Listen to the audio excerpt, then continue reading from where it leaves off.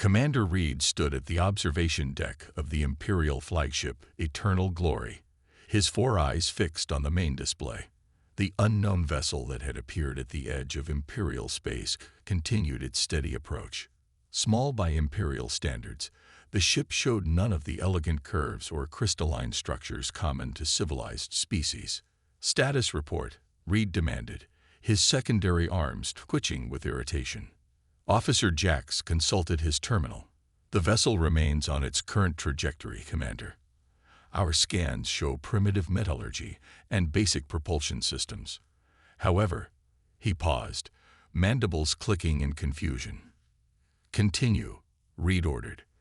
"There are power signatures we cannot identify. They don't match any known species in our database." Reed's upper eyes narrowed. The Galactic Empire had cataloged every spacefaring race within 50,000 light-years. An unknown species was unprecedented in his 3-century career. Emperor Vorex must be informed immediately, Reed decided. "Prepare the diplomatic vessel. I will lead the first contact team myself." Captain Tom Wilson of the Earth vessel Defiance watched the massive Imperial ship through the bridge viewport. Its size alone was intimidating, easily 20 times larger than his own ship. "They're hailing us again, Captain," said Lieutenant Parker from the communication station. Wilson nodded.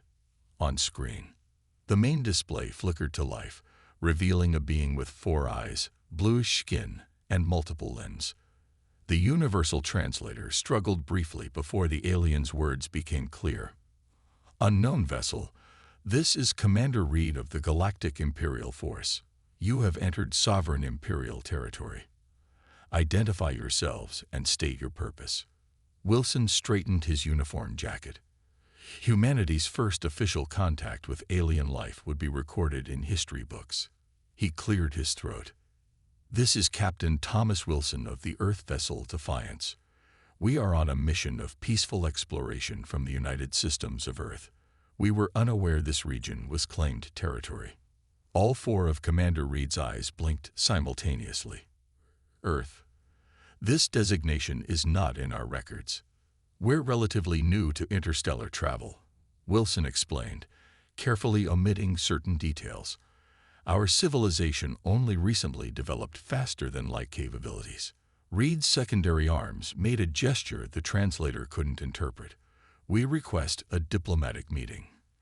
Prepare to receive a shuttle with our representatives." Wilson exchanged glances with his first officer, Commander Harris.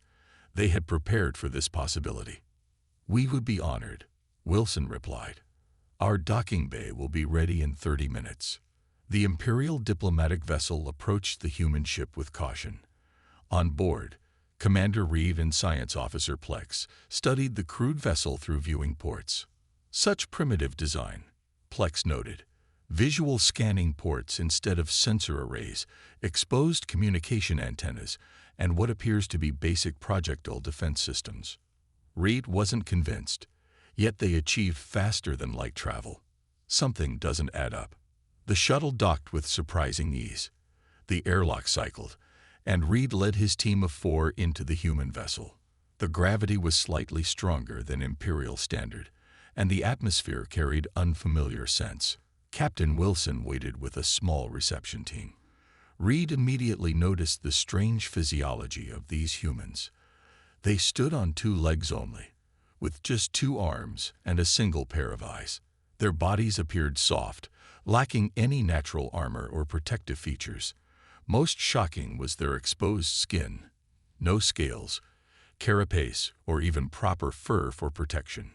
"Welcome aboard the Defiance," Wilson said, extending a hand in their cultural greeting gesture. Reed stared at the appendage momentarily before mimicking the gesture awkwardly with one of his secondary limbs. The human's grip was surprisingly firm. "We are curious about your species," Reed said carefully. "The Empire has cataloged all known spacefaring races in this sector of the galaxy. Your presence is unexpected." Wilson smiled. "Earth is approximately 70 light-years from here. We've been exploring outward for about 15 years now." Science Officer Plex activated a scanning device, which caused the humans to tense noticeably. Is that necessary? Commander Harris asked, hand subtly shifting toward her sidearm. Reed gestured for Plex to lower the device. Merely standard protocol. We are curious about your biology. Your species appears quite fragile. Wilson's smile didn't waver. Appearances can be deceiving, Commander. The diplomatic meeting continued in a conference room where both sides exchanged basic information. Reed noted that the humans carefully avoided specifics about their military capabilities or the exact location of their home system. The Galactic Empire spans over 3,000 star systems, Reed explained. Emperor Vorex has ruled for 8 centuries, bringing peace and order to all civilized species. As new races achieve space travel, they naturally join the Empire for mutual protection and advancement. Naturally, Wilson repeated, his tone unreadable. Reed continued, all ships entering Imperial space must submit to inspection and register with the nearest Imperial outpost. We will need to examine your propulsion systems and weapons capabilities. The mood in the room shifted instantly. The humans exchanged glances. I'm afraid that won't be possible, Wilson said firmly. Our technologies are proprietary. We'd be happy to register our presence and establish diplomatic relations, but the Defiance will not be subject to inspection. Reed's upper eyes widened in surprise. No species had ever refused an Imperial directive so directly. Perhaps you misunderstand, Reed said, his voice hardening. This is not a request. Imperial law applies to all vessels in Imperial space. Wilson stood slowly. And perhaps you misunderstand, Commander. The Defiance is sovereign territory of the United Systems of Earth. We didn't know we were entering claimed space, but now that we do, we're happy to depart your territory immediately. Reed had never encountered such defiance from a seemingly inferior species. These humans lacked natural defenses, appeared technologically primitive, and yet showed no fear. That would be unwise, Reed warned. The Empire controls all local jump points. For your own safety, Imperial escorts would need to guide you. We'll take our chances, Wilson replied coldly.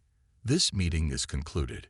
You have 30 minutes to return to your vessel, Commander. As the Imperial delegation returned to their shuttle, Reed's mind raced.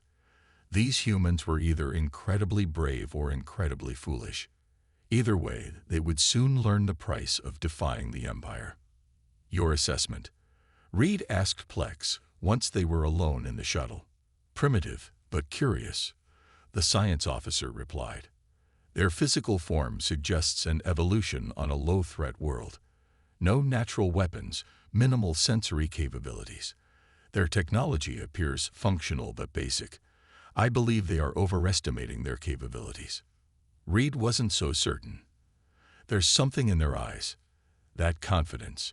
It reminds me of the Arcturus Rebellion. The rebellion that was crushed in a single day. Plex reminded him. Yes, Reed said, staring back at the human ship. But not before they destroyed 3 Imperial cruisers. As their shuttle docked with the Imperial flagship, Reed made his decision. Inform Admiral Grant. Tell him we've encountered an unregistered species that refuses to comply with Imperial law. Request a light battle group to escort this human vessel to Station 9. The humans would learn respect, one way or another. The Empire had stood for millennia. What threat could one ship of soft, fragile bipeds possibly pose? Admiral Grant reviewed Commander Reed's report with growing irritation. His long fingers tapped against the polished surface of his command table as the holographic display showed the small human vessel. And you say these creatures refused direct Imperial orders? Grant asked, his crest rising slightly in annoyance. Yes, Admiral, Reed replied. Despite their apparent technological inferiority, they showed no fear. Grant snorted, a harsh sound through his breathing slits. Ignorance breeds confidence. These humans simply don't understand the power of the Empire yet. He stood to his full height, towering over Commander Reed. Assemble a containment fleet. 3 cruisers should be sufficient to teach these primitives their place. Is that not excessive for one small vessel, Admiral? Reed asked cautiously. Grant's eyes narrowed. The Empire didn't become the dominant force in the galaxy by appearing weak. We will make an example of these humans. Their ship will be dissected, their technology catalogued, and their crew will serve as appropriate specimens for the Imperial Academy's Xenobiology Department. On board the Defiance, Captain Wilson called an emergency meeting with his senior officers. Imperial forces are mobilizing, Lieutenant Parker reported. Long-range scans show 3 large vessels moving to intercept our position. Commander Harris frowned. So much for diplomatic solutions. Wilson nodded grimly. Activate Protocol Omega. All non-essential systems on standby. Prepare the Mirage system. Chief Engineer Bell spoke up. Captain, Mirage hasn't been field tested at this scale. There's a 22% chance of power grid failure. Noted, Wilson replied. But I'd rather risk a power failure than end up as lab specimens. The Empire clearly isn't interested in treating us as equals. He turned to the communications officer. Send emergency transmission back to Earth. Include all scan data of Imperial technology and read statements about their territorial claims. Market priority Alpha. The bridge crew worked with practiced efficiency. Unlike the multi-limbed Imperials who relied on genetic specialization, humans had evolved as adaptable generalists. Each crew member could perform multiple functions if needed. Message away, Captain, Parker confirmed. Quantum burst complete. Earth should receive it within the hour. Wilson stared at the tactical display. The Imperial cruisers were moving into a standard containment formation. Their tactics were predictable, likely developed against enemies with similar technological philosophy. They're still scanning us with basic electromagnetic systems, Operations Officer Garcia reported. They haven't detected our quantum shielding or the secondary reactor. Wilson smiled slightly. Good. Let's keep it that way until we have to show our hand. Admiral Grant watched with satisfaction as his 3 cruisers surrounded the small human vessel. Primitive design, he remarked to his tactical officer. Look at those exposed hull plates, the inefficient engine placement. It's as if they assembled it from spare parts. Our scans indicate their power output is minimal, Admiral. The tactical officer confirmed. Their weapons appear to be simple projectile launchers and low-energy beam emitters. Grant's mandibles clicked in amusement. Open a channel. The communications array hummed, and soon Captain Wilson's image appeared on the main screen. Human vessel. Grant began, not bothering with introductions. You are surrounded by Imperial forces. Power down your engines and weapon systems. You will be escorted to Imperial Station 9 for processing and inspection. Wilson's expression remained neutral. Admiral, we are in the process of plotting a course out of your territory. We'll be on our way shortly. Grant's crest fully extended in anger. Perhaps I wasn't clear. This is not a negotiation. Your vessel will submit to Imperial authority or be destroyed. The human captain simply nodded. I understand completely. Defiance out. As the transmission ended, Grant turned to his weapons officer. Activate tractor beams. Lock onto that vessel and prepare to disable their engines. On the Defiance, alarms blared as Imperial energy signatures spiked. They're activating tractor systems, Garcia reported, attempting to lock onto our hull. Wilson nodded. Initiate Mirage. Now. Chief Engineer Bell activated a series of commands. Deep within the Defiance, systems that had remained dormant surged to life. The ship's apparent power signature doubled, then tripled. Mirage system active, Bell confirmed. Tractor beams unable to establish lock. On the lead Imperial cruiser, confusion erupted across the bridge. Admiral, the human vessel. It's changing. The tactical officer exclaimed. Grant watched in disbelief as the small ship's energy signature transformed. Sections of the hull that had appeared solid were dissolving, revealing different structures beneath. What trickery is this? He demanded. Unknown, Admiral. Our scans can't penetrate their hull anymore. There's some kind of interference field. Wilson gave the next order calmly. Activate secondary propulsion system.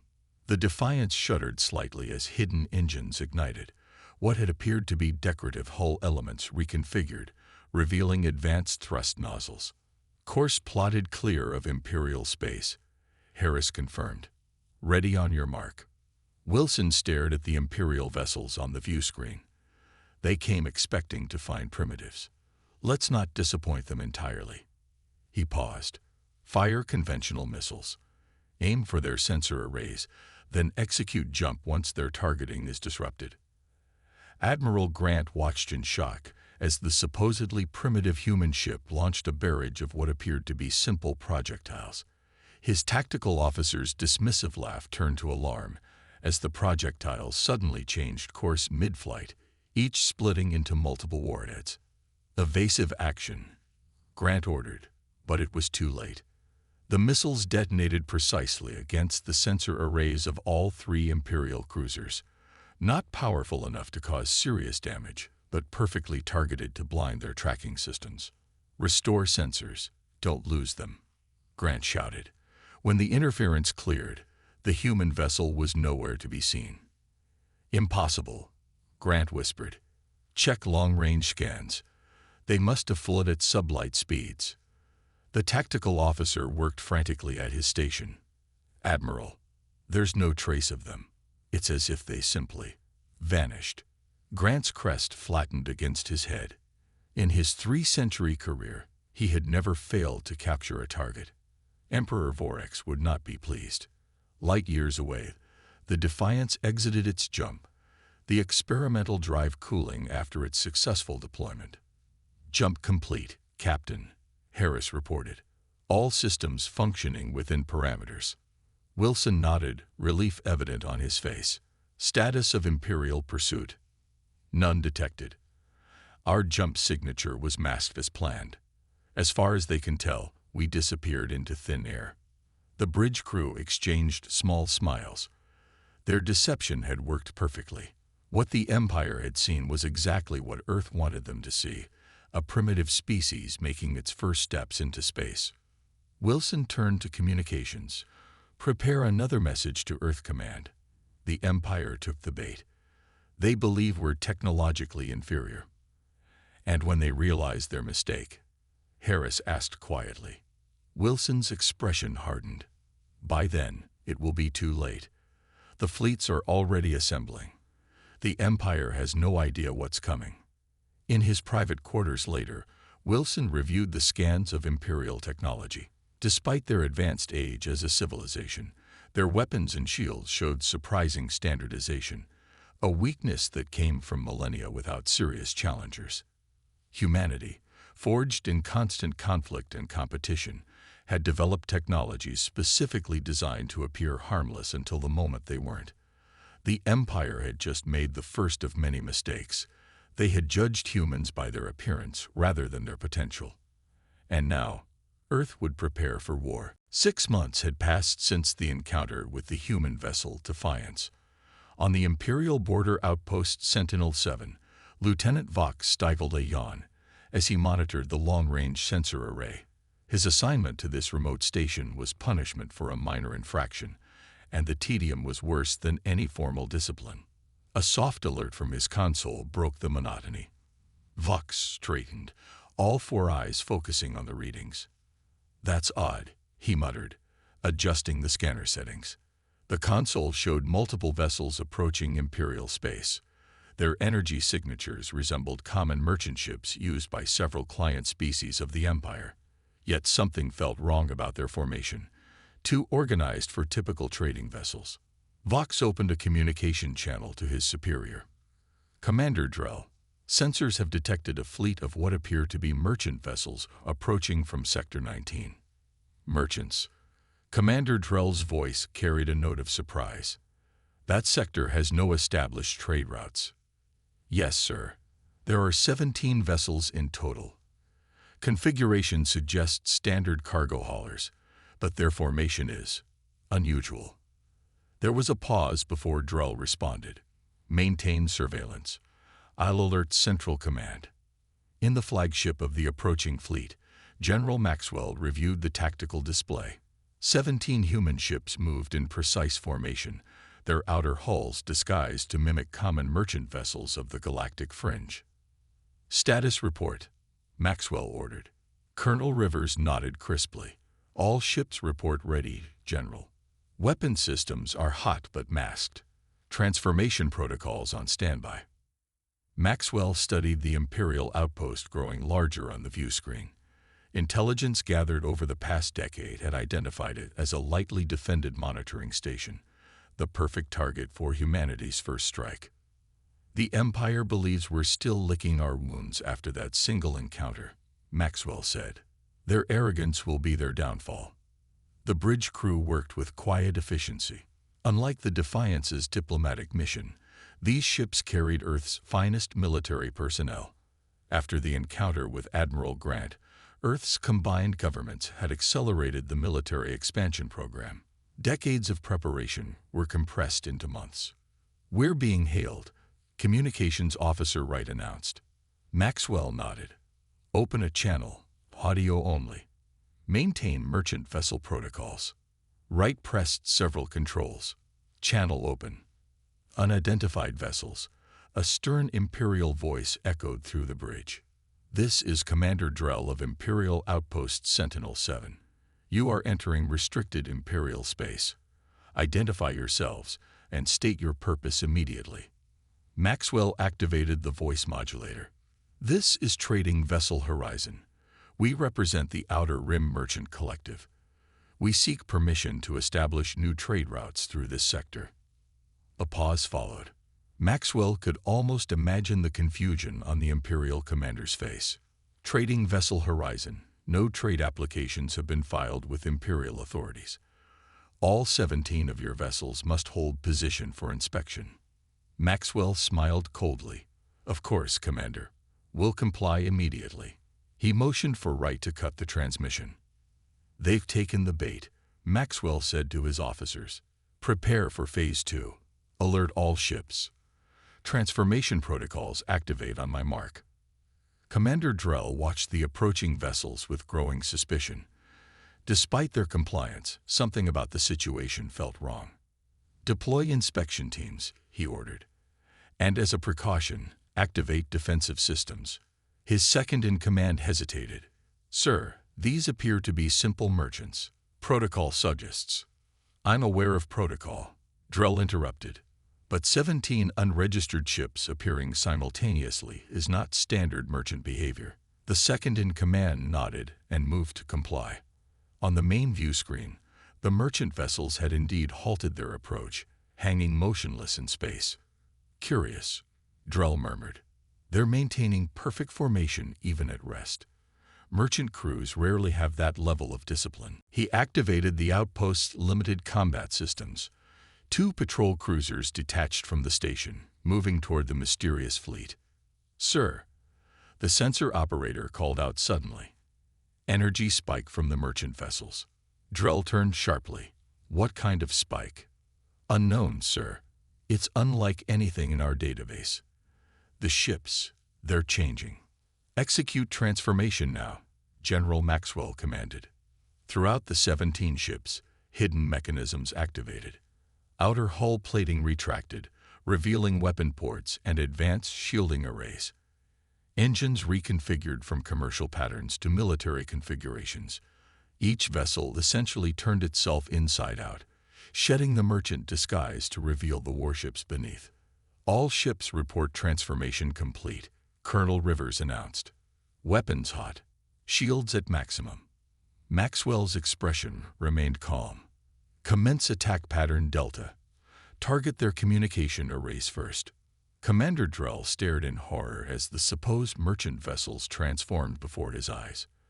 Where moments before had been unremarkable trading ships now floated sleek, aggressive warships of unknown design.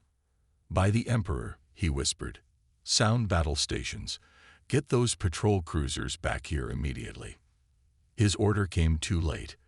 The human warships unleashed a coordinated barrage of weapons fire. The patrol cruisers, designed for customs enforcement rather than combat, had no chance. They were disabled in seconds, their engines and weapon systems precisely targeted. They're using some kind of focused energy weapon. The tactical officer reported. Our shields can't adapt. Drell slammed his fist on the emergency beacon control. This is Imperial Outpost Sentinel-7 declaring emergency. We are under attack by unknown forces. Request immediate. The communication system exploded in a shower of sparks as the humans targeted the outpost's long-range transmitters. Their distress signal was partially transmitted, Wright reported. Imperial reinforcements will likely respond. Maxwell nodded.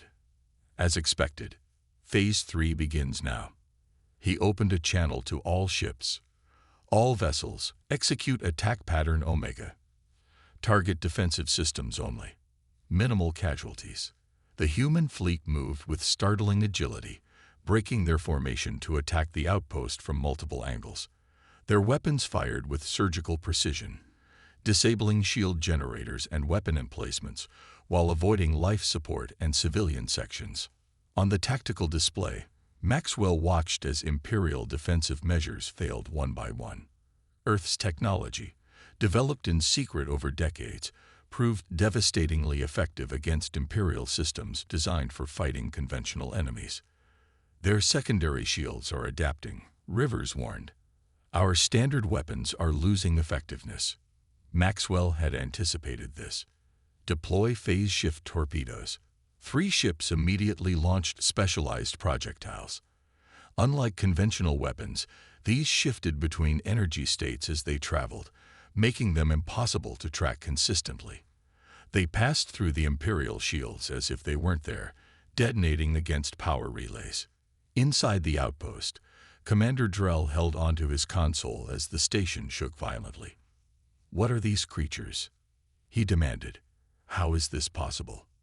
The tactical officer looked up, mandibles trembling. "Sir, sensors have identified the attackers. They're humans." Drell's crest flattened against his skull.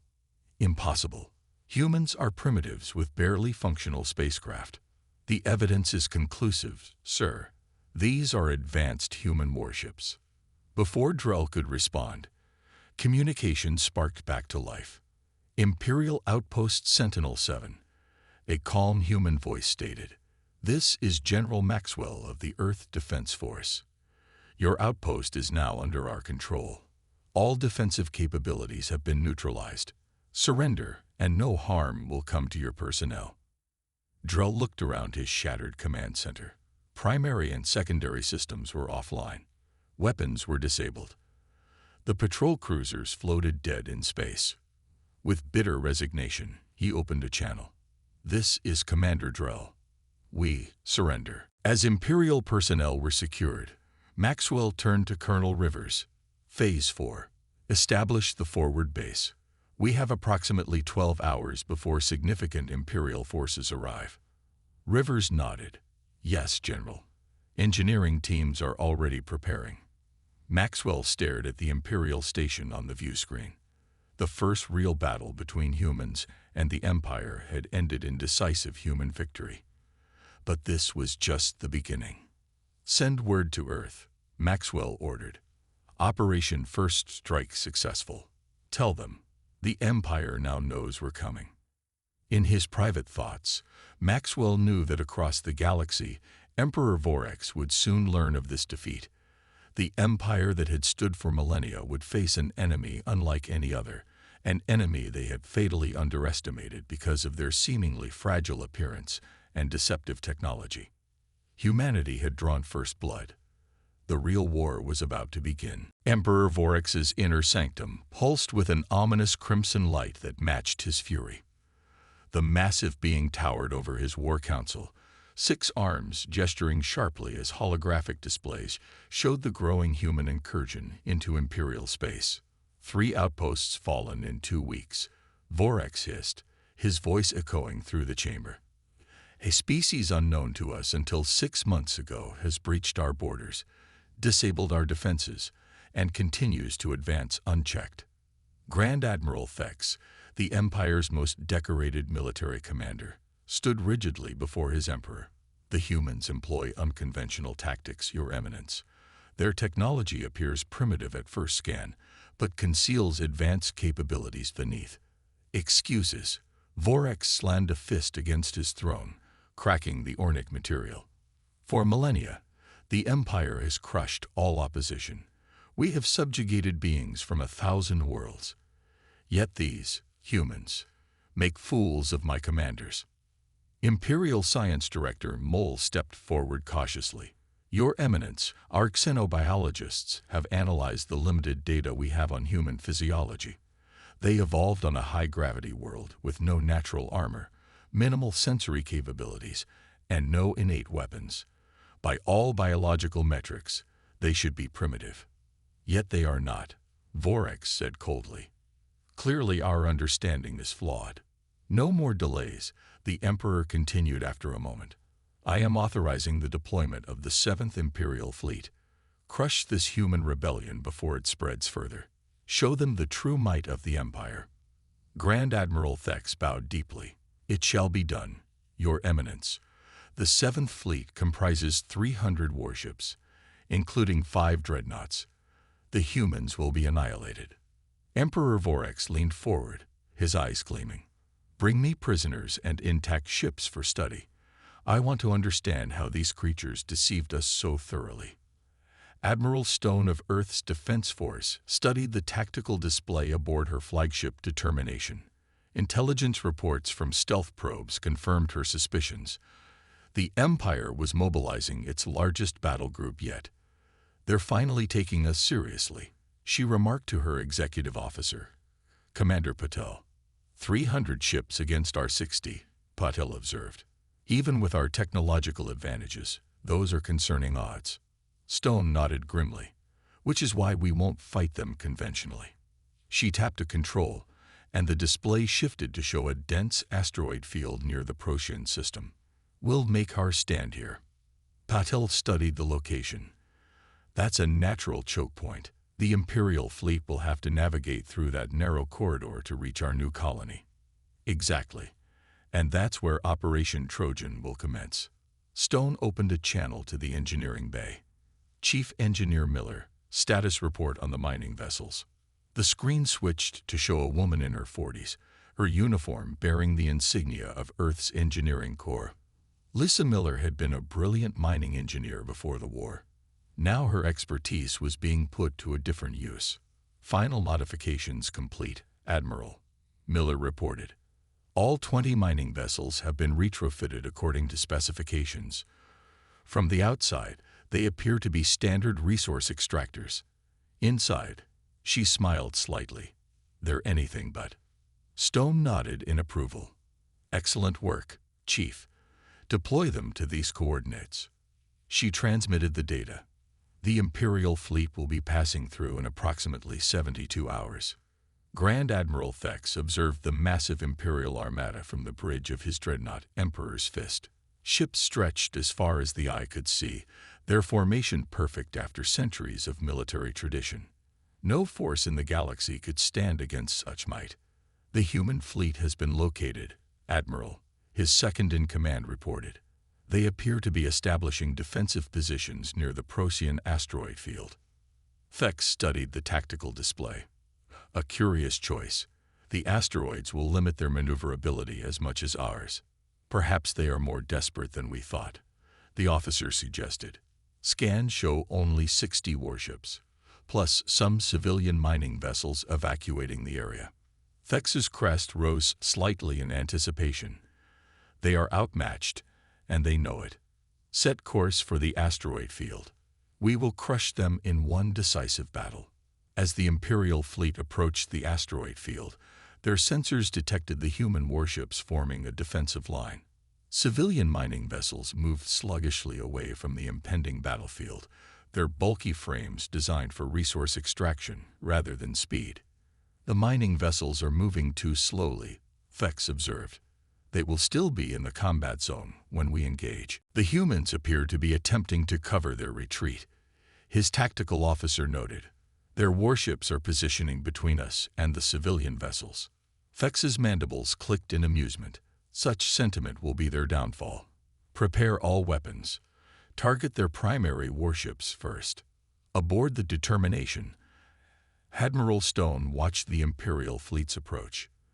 Their formation was impressive but predictable, exactly as Earth's intelligence had suggested. "They've taken the bait," she said quietly. "The mining vessels are in position." Commander Patel nodded. "They don't suspect a thing. Chief Miller's modifications are working perfectly." Stone opened a secure channel. "All ships, execute Operation Trojan. I repeat, execute Operation Trojan."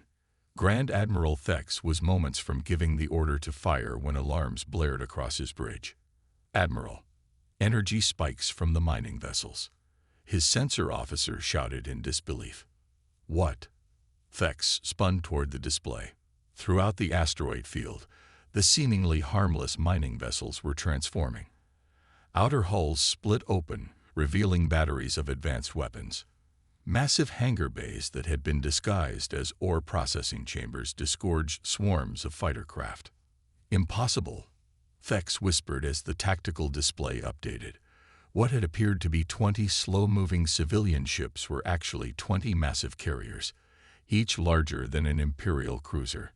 "New contact count," the tactical officer reported, his voice rising in panic. 300, 400, still rising. Small craft launching from the mining vessels. Chief Engineer Miller watched with satisfaction as her modified ships performed perfectly. What had begun as mining vessels designed to crack open asteroids were now the backbone of humanity's counterattack. "All carrier systems nominal," she reported to Admiral Stone. "Launching fighters and assault craft now." Each converted mining vessel released dozens of human fighters. Their excavation equipment, once used to cut through asteroids, had been repurposed into weapons capable of slicing through Imperial hull plating. The Empire built their ships to withstand known weapons, Miller had explained during the planning phase. But our mining equipment operates on completely different principles. They cut matter at the molecular level. The Imperial fleet found itself suddenly surrounded. The human warships advanced from the front while hundreds of smaller craft poured from the converted mining vessels, attacking from all sides. "Evasive maneuvers," Thex ordered. "Bring dreadnoughts to bear on those carriers." But the asteroid field limited the Imperial ships' ability to maneuver. Their large capital ships, designed for open space warfare, could not bring their main weapons to bear in the confined space. The human fighters, meanwhile, demonstrated astonishing agility. They'd weave between asteroids, using the natural cover to approach Imperial ships from blind spots, then striking with their repurposed mining equipment. Imperial shields, calibrated to defend against energy weapons and projectiles, proved ineffective against the molecular cutting beams. "Admiral, the dreadnought Imperial Resolve reports critical damage to its engine section." Thex watched in horror as one of his 5 dreadnoughts listed to one side, its massive engines dark. Hundreds of tiny human fighters swarmed around it like insects, each cut precise and devastating. From the bridge of the Determination, Admiral Stone directed the battle with calm precision. The Empire had numbers and firepower, but humanity had the advantage of surprise and adaptability. "Target their command ships," she ordered. "Disable their communications first, then propulsion." Commander Patel monitored the tactical display. "The Imperial formation is breaking down. They didn't expect to fight in close quarters." Stone nodded. "An empire that hasn't faced a serious challenge in centuries loses adaptability. They've forgotten how to improvise." As the battle raged into its 3rd hour, the mighty Imperial fleet found itself in disarray. 2 dreadnoughts were completely disabled, dozens of cruisers damaged beyond repair. The human assault had been methodical and precise, targeting key systems rather than attempting to destroy ships outright. Inside his increasingly damaged flagship, Grand Admiral Thex faced the unthinkable: defeat. "Admiral," his second-in-command said quietly, "we must consider withdrawal." "Retreat," Thex hissed. "The Emperor would have my head. If we stay, he will have no fleet returned to him at all." Thex stared at the tactical display. The human forces had surrounded half his remaining ships. Their fighters continued to strike with surgical precision, disabling rather than destroying. With bitter resignation, he gave the order. All ships, disengage and retreat to rallying point Omega. This battle is lost. As the Imperial ships fled, Admiral Stone refrained from pursuing. The victory had been decisive enough. Stand down to condition yellow, she ordered. Begin recovery operations. Commander Patel reviewed the damage reports. Casualties minimal, Admiral. 12 ships damaged, 3 severely. But we've captured intact Imperial vessels for study, including a light cruiser with its databases intact. Stone nodded, satisfaction evident in her expression. Send word to Earth. The 7th Imperial Fleet has been defeated. And make sure our propaganda division gets footage to every corner of the Empire. The Emperor won't take this lightly, Patel warned. No, Stone agreed, but neither will his subject worlds. The myth of Imperial invincibility has been shattered today. Throughout the galaxy, news of the Empire's defeat would spread, carried by merchants and travelers. The impossible had happened. A species unknown 6 months ago had humbled the mighty Imperial fleet using mining ships and seemingly primitive technology. The galaxy would never be the same. The Imperial Palace on Centrax Prime had never known such silence. Courtiers and officials who normally filled the vast halls with chatter and intrigue now moved quietly, eyes downcast, fearful of drawing attention. News of the 7th Fleet's defeat had spread through the Empire like wildfire, despite official attempts to control the narrative. Emperor Vorex sat motionless on his throne, reviewing reports from across his domains. Several client worlds had already begun questioning their allegiance. 2 frontier systems had openly welcomed human diplomatic envoys. The unthinkable was happening. The empire that had stood unchallenged for millennia was showing cracks in its foundation. The humans have requested peace talks, Grand Vizier Lorix informed him, his voice carefully neutral. Vorex's upper eyes narrowed. Peace, after they invaded our territory and destroyed half our fleet.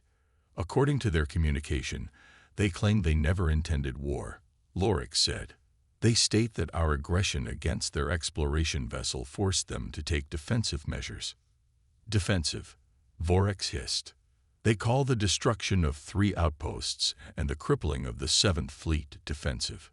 Lorix hesitated before continuing. They've sent terms, Your Eminence. They request a meeting on neutral ground. The human delegation would be led by the captain of their first contact vessel, the one that encountered Commander Reed 6 months ago. Vorex fell silent, his inner eyelids closing briefly in thought. The Empire had never negotiated with an enemy that had dealt them a military defeat. Such a precedent was dangerous. Yet the alternative, continued conflict with these unpredictable humans, might prove even more costly. What do our intelligence services say about human capabilities? He finally asked. Lorix activated a holographic display. Analysis of captured battle footage suggests they've been disguising their true technological level. Their apparent primitive design conceals advanced systems. Most concerning is their adaptability. They appear to rapidly modify their tactics and technology to counter our advantages. After long moments of consideration, Vorex made his decision. Arrange the meeting. I will hear these humans speak, but strengthen our core defenses. If this is a deception, they will not find us unprepared again. Captain Tom Wilson adjusted his formal uniform as the Earth diplomatic vessel approached the neutral meeting station. After months of conflict, he was returning to where it all began, face to face with the empire that had dismissed humans as primitive only to discover their error too late. Nervous? Asked Ambassador Reyes, the official diplomatic representative for Earth. Wilson smiled slightly. Just thinking about how far we've come in 6 months, from being nearly captured by Admiral Grant to negotiating as equals. Equals is generous, Rice replied. After Admiral Stone's victory, many at home are pushing for demands the Empire would never accept. Which is why we need to be reasonable, Wilson said firmly. We've proven our point. Now we need peace that both sides can live with. The Earth vessel docked smoothly with the neutral station, a trading post operated by the Arcturians, one of the few independent species respected by the Empire. Security personnel from both sides had spent days preparing protocols acceptable to everyone. As Wilson and the Earth delegation entered the grand meeting chamber, he was surprised to see Emperor Vorex himself sitting across the table. He had expected lesser officials. "The Emperor attends personally," Ambassador Reyes whispered. "We've truly shaken them." Wilson nodded slightly, maintaining his composure as they took their seats. The Imperial delegation stared at the humans with expressions ranging from curiosity to poorly disguised contempt. Emperor Vorex spoke first, his translator conveying his rumbling voice. "Captain Wilson, we meet at last. You've caused quite a disturbance in my empire." Wilson inclined his head respectfully. "That was never our intention, Your Eminence. Humanity sought peaceful contact with galactic civilization." "Peaceful?" Grand Admiral Thex, seated beside the Emperor, could not contain himself. "Your ships destroyed half my fleet. After your forces attempted to capture our exploration vessel," Wilson countered calmly. "After you dismissed us as primitives not worthy of diplomatic courtesy." Vorex raised a hand, silencing Thex. "Let us set accusations aside. We are here to discuss terms. You humans have proven. Surprising. I would understand your intentions now." Ambassador Reyes began outlining Earth's proposal: recognition of human territory, exchange of technologies, trade agreements. But Wilson noticed Vorex's attention remained fixed on him rather than Reyes. When the formal presentation concluded, Vorex leaned forward. "Impressive terms. But I have one question that has troubled me since your unexpected victories. How did a species unknown to the galaxy develop such advanced technology in isolation? Our records show no evidence of outside contact with your world." Wilson exchanged glances with Reyes, who nodded slightly. The time for complete honesty had come. "Your Eminence," Wilson began, "humanity has been aware of the Empire for over 50 years. A murmur ran through the Imperial delegation. "Impossible," Science Director Mole protested. "We have no record of contact before the Defiance encounter." "Not direct contact," Wilson clarified. "Earth's first faster-than-light probe detected Imperial communications nearly 5 decades ago. We learned of your empire, your technology, your military doctrine, all while remaining undetected." Vorex's crest flattened against his head in surprise. "You studied us? For decades?" Wilson nodded. "Earth's history is marked by conflict between rival powers. When we discovered we weren't alone in the universe, and that the dominant power subjugated all others, we made a decision.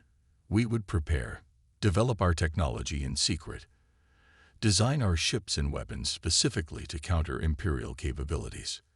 The primitive appearance of your vessels," Thex said slowly, understanding dawning. "Deliberate deception," Wilson confirmed. "Our first contact was carefully orchestrated. The Defiance appeared vulnerable to test your reactions. When Admiral Grant attempted to capture the ship rather than treat us as equals, it confirmed our fears about Imperial intentions." Emperor Vorex sat back, visibly processing this revelation. "Your entire species engaged in a decades-long deception. Impressive. And disturbing." "We preferred caution to extinction," Wilson said simply. "History has taught humans that powerful empires rarely welcome potential rivals." Silence filled the chamber as the implications settled over everyone present. Finally, Vorex spoke. "You have proven yourselves worthy adversaries, Captain Wilson. Perhaps you will prove worthy allies as well." He gestured to the terms on the table. "We will consider your proposal. The Empire has endured by adapting when necessary." As the formal negotiations proceeded, Wilson caught Science Director Mole studying the human delegation with newfound intensity. "There is something I still don't understand," Mole said during a recess. "Your biological profile suggests a species that should be technologically primitive. No natural defenses, limited sensory capability, relatively short lifespans. How did such beings advance so quickly? Wilson smiled. Those very limitations drove our progress, Director. Because we lack natural weapons, we invented artificial ones. Because we cannot see in darkness, we created night vision. Because we die so quickly, we hurry to accomplish what we can. Maul's translator couldn't quite capture his expression. Fascinating. I must study your history. I would advise caution, Wilson replied. Our history is primarily one of conflict. Humans spent millennia fighting each other before looking to the stars. 1 month later, Emperor Vorex sat alone in his private study, reviewing historical data from Earth that had been included in the peace agreement. The translated accounts of human warfare spanning thousands of years made for troubling reading. These creatures had never known the stability of single-species rule. They had fought among themselves using increasingly destructive weapons, developed technologies specifically for warfare, and somehow emerged unified, despite their violent past. Perhaps most concerning was a historical pattern Vorex recognized all too well. Humans inevitably rebelled against empires that attempted to control them. He activated his communication device. Grand Vizier, inform the High Council that I have approved the human peace terms. We will recognize their territorial claims and establish formal diplomatic relations. As you command, Your Eminence, came the reply. May I ask what swayed your decision? Vorex looked again at the historical accounts on his screen. Endless cycles of human conflict, adaptation, and advancement driven by competition and survival. Wisdom, Vizier. The Empire has stood for millennia by knowing when to fight and when to make allies. He paused. And I suspect humanity would make far better allies than enemies. As he ended the communication, Vorex reflected on how quickly the galaxy had changed. For thousands of years, the Empire had encountered only species that could be easily dominated or assimilated. Now they faced beings who appeared fragile but possessed deadly capabilities disguised beneath misleading exteriors. The official peace treaty would be signed the following day. The Imperial news feeds would proclaim it as a magnanimous gesture from Emperor Vorex, welcoming the new species into the galactic community. Few would know the truth, that for the first time in recorded history, the Empire had been forced to recognize another power as its equal. In the depths of space, human and Imperial ships now passed each other cautiously, each studying the other with newfound respect and wariness. The age of Imperial dominance was ending. A new era of galactic politics had begun, and it had all started with a single thought aboard an Imperial vessel 6 months ago. There's no way that's a human warship, right?